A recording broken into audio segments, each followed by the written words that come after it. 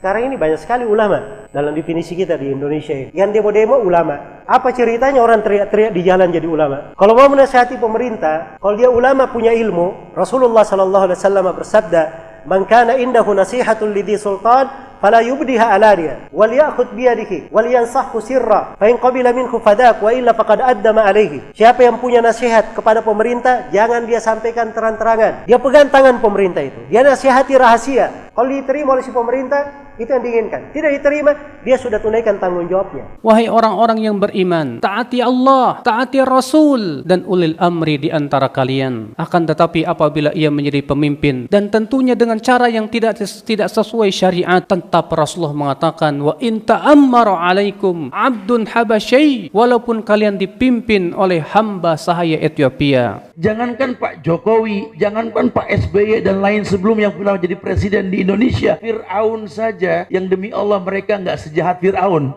Fir'aun saja diperintahkan Nabi Musa dengan Harun, idhaba ila Fir'aun innahu togo faqula lahu qawlan layyina. Yang gak boleh anak laki lahir main potong aja. Fir'aun lebih dari Rohingya loh. Suruh datang ke Fir'aun, katakan perkataan yang lembut. Idza ra'aita rajulan yasubbul hakim fa'lam annahu sahibu hawa. Kalau engkau melihat ada orang yang mencela pemimpinnya, menjelek-jelekan pemimpinnya, ketahuilah kalau dia itu pengikut hawa nafsunya. Dan tanyakan kepada dia, apa setiap kali engkau mencela pemimpinmu kau dapat pahala? Dapat pahala enggak kalau kita menjelekkan pemimpin kita? Kalau dapat pahala kita cela, enggak dapat pahala. Pertanyaan kedua, kalau kau doakan pemimpinmu, kau dapat pahala enggak? Dapat, Masya Allah. Oke, pertanyaan yang selanjutnya, kalau kau celah pemimpinmu, pemimpinmu berubah enggak? Enggak berubah. Kalau kau doakan pemimpinmu, bisa enggak Allah merubah pemimpinmu? Bisa. Terus kenapa kau tidak doakan pemimpinmu? Man akrama sultanallahi fil ard akramahullah. Wa man ahana sultanallahi fil ard ahanahullah. Siapa yang memuliakan pemerintah Allah di atas muka bumi, Allah akan memuliakannya. Dan siapa yang menghinakan pemerintah Allah di atas muka bumi, Allah akan menghinakannya. Imam Ahmad itu, lihat Imam Ahmad, seorang ulama, disiksa di 3 generasi pemerintahan. Tapi bersamaan dengan itu beliau berkata apa? Lau anna li da'watan mustajabah ma ja'altuha illa lis-sultan. Andai kata saya memiliki doa yang pasti dikabulkan, saya tidak akan peruntukkan doa itu kecuali untuk pemerintah. Udah dibilang bernegara seperti orang sholat. Kalau imam salah ingetin baik-baik. Subhanallah. Masih salah juga, bantu dengan bacaan, mungkin dia lupa. Jangan main tarik kerah imam. Mundur loh nggak beres sholat kita urusannya kalau begitu. Turunin imam, ganti imam, turunin presiden, nggak bakal pernah beres. Mau sampai kapan? Kemudian saya telah terangkan rahasia, ruh dan makna. Kenapa diperintah taat kepada pemerintah walaupun dia berbuat zalim? Sebab kudeta terhadapnya itu menyebabkan apa? Kerusakan yang lebih besar. Dan sepakat para ulama tidak boleh merubah kemungkaran yang akan melahirkan kemungkaran yang apa? Yang lebih besar. Tahu nggak, Hajjaj bin Yusuf itu membunuh 120.000 kaum muslimin pelan-pelan, Pak. Cungkil dulu matanya, diputuskan dulu lidahnya, dipotong telinganya, potong kakinya. Itu yang sudah dibunuh oleh dia seperti itu 120.000 orang. Di antaranya sebagian sahabat dan sebagian ulama tabi'in. Mendengar orang berdoa, ya Allah, binasakanlah Hajjaj bin Yusuf. Kata Al-Hasan Al-Basri, kamu jangan doa seperti itu. Aku khawatir, kata beliau, kalau Allah kabulkan doamu dan Hajjaj pun binasa, ternyata penggantinya dia kera dan babi. Katakanlah, kamu mengatakan bahwa Hajjaj bin Yusuf itu kejam. Memang dia kejam, betul. Dan kamu berdoa kepada Allah supaya Allah binasakan dia. Kamu yakin penggantinya lebih baik? Mungkin sezalim-zalim pemerintah yang ada di belakang ini tengah umat. Tidak ada yang sezalim Fir'aun. Saya mau tanya, dalam Al-Quran pernah dikisahkan Nabi Musa dan Bani Israel demo Fir'aun? Fir'aun dan bala tentaranya dibinasakan. Sebab kebinasaannya satu amalan Bani Israel yang mereka lakukan. Allah berfirman dalam Al-Quran di surah Al-A'raf, kami wariskan bumi dari timur hingga baratnya, bumi yang diberkahi, kepada kaum yang tadinya tertindas di atas muka bumi, dan telah sempurna kalimat Allah yang maha indah untuk Bani Israel disebabkan karena kesabaran mereka. Mereka hanya punya sabar. Perintah untuk taat kepada pemerintah muslim walaupun dia zalim, ini diucapkan oleh seluruh imam as-salaf, tidak ada silang pendapat. Afdalul jihad kalimatu adlin inda sultanin jair.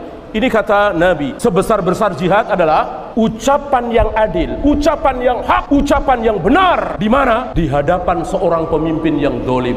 Di hadapan, bukan di televisi, bukan di radio, bukan di koran, bukan di Bundaran HI, bukan di Sudirman Tamrin, bukan. Misalnya saya berhadapan dengan Pak Presiden nggak benar nih begini. Mau Mosok aliran sesat didiamkan. Ini mencaci maki Nabi Muhammad, mosok Anda diamkan begini. Saya berdua dengan presiden, bukan di televisi, bukan di radio, di mimbar nggak boleh, di jalanan apalagi, itu cara Yahudi. Tentu teman-teman sekalian yang menasihati pemimpin, orang yang bisa sampai suaranya ke pemimpin itu. Kalau antum mau nasihatin seseorang, cari misalnya seorang pemimpin perusahaan. Contoh saja dulu, kita cari siapa pegawai perusahaannya yang bisa menyampaikan kata-kata itu. Atau siapa kira-kira orang yang bisa sampai suaranya. Kecuali kalau kita memang langsung didengar, alhamdulillah. Pemimpin ini mendengarkan aspirasinya atau penyampaian dan keluhannya masyarakat, baguslah, gitu kan. Nggak ada masalah. Tapi kalau tidak, maka cukup dengan doa. Kita doakan saja. Itu senjata bagi orang beriman. Allah bisa masukkan ke dalam hati dia berubah, bisa. Bukan mustahil. Allahumma ya Allah, bukakan pintu hidayah. Jagalah Bapak Jokowi dan seluruh jajarannya. Jaga mereka dari segala mara bahaya. Berikan petunjukmu, berikan hidayahmu ya Allah. Semoga mereka bisa membawa negeri ini kepada negeri yang baldatun thayyibatun rabbun ghafur. Katakan doa itu, dapat pahala dan Allah bisa. Doakan presiden kita, doakan wakil presiden kita, doakan gubernur kita, doakan. Semoga Allah berikan hidayah. Suatu negara rakyatnya 200 juta, kemudian presidennya adil, membahagiakan 200 juta orang, betapa banyak pahala yang dia dapatkan. Beliau berkata, jika seorang pemimpin bersungguh-sungguh berisyihad untuk memperbaiki agama rakyat dan untuk memperbaiki dunia rakyat, dia perhatikan dua-duanya. Jika dia sudah bersungguh-sungguh untuk perbaiki, sebisa mungkin, berhasil atau tidak berhasil urusan Allah, tapi dia berusaha sebisa mungkin, kata Ibnu Taimiyah rahimahullah, fa innahu afdalu ahli zamani. Dia adalah orang yang paling afdal di zamannya. Di negara-negara Islam, kezaliman ul amri disebabkan karena kezaliman rakyatnya. Allah berfirman dalam surah Al-An'am, demikian kami jadikan penguasa-penguasa orang yang zalim disebabkan kezaliman sebagian dari mereka dengan apa yang mereka usahakan. Tidak mungkin pada masa kita sekarang ini pemimpinnya seperti Umar bin Abdul Aziz atau seperti Muawiyah bin Abi Sufyan, tidak mungkin. Atau seperti Umar bin Khattab, tidak mungkin. Kalau rakyatnya zalim, maka pemimpinnya pun zalim. Kalau rakyatnya berbuat maksiat, pemimpinnya pun demikian. Kalau rakyatnya melalaikan salat, pemimpinnya pun demikian juga. Menghilangkan kezaliman penguasa yang ada di negara-negara Islam, yang pertama kewajiban kaum muslimin apa? Yang pertama, taubat kepada Allah. Kalau penguasa itu berbuat dosa, kita pun banyak berbuat dosa dan maksiat kepada Allah. Kita wajib taubat. Yang kedua, membersihkan diri kita dari noda-noda syirik. Yang ketiga, kata Syekh Albani, kewajiban kita mendidik istri dan keluarga kita. Kita akan ditanya oleh Allah tentang istri dan anak kita.